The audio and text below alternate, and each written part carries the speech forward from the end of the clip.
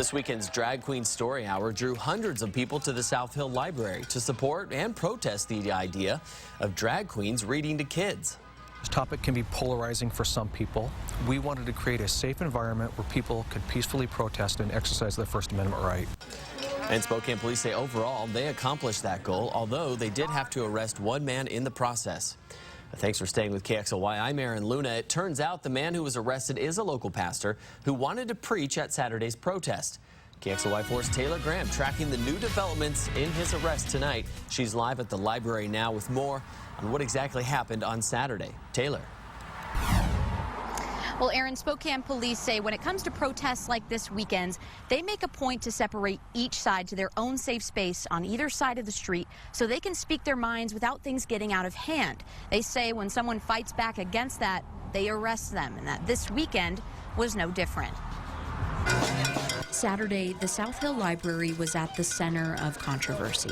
No middle ground found here, as those on both sides of the Drag Queen Story Hour debate stood up for what they believed in, standing across the street from each other. We try to create an environment where people can peacefully protest and eliminate the opportunity for disorderly conduct and or assault. It was just as Spokane police intended until a local pastor stepped in to try and preach. It's an abomination to God for a man to dress up as a woman or a woman to dress up as a man.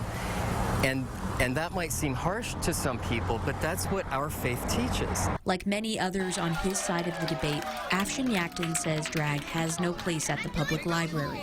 He says as he tried to make his way there, he was stopped by police, asked to return to the area for protesters across the street. They said, if you continue, we will arrest you, and I would not move. I stood my ground. After he was repeatedly asked to move, he was arrested for obstructing an officer. I should have the right to protest wherever I want on a public space. Event organizer Andrea Tate says, just as Yackton has the right to publicly protest, drag queens have the right to publicly perform. There's absolutely nothing in the Constitution of the United States or in the Washington Constitution that says that I, as a performer, cannot be in a public space. And despite the pushback, Tate believes the kids at the center of the controversy were able to tune out the noise. There was no harm done to any of those children in that room. There were smiles, there were, laughter.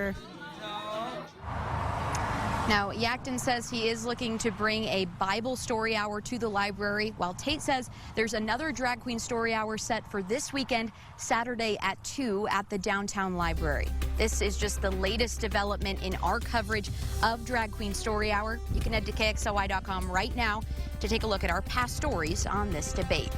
Reporting live from the South Hill Library tonight, Taylor Graham, KXLY 4 News.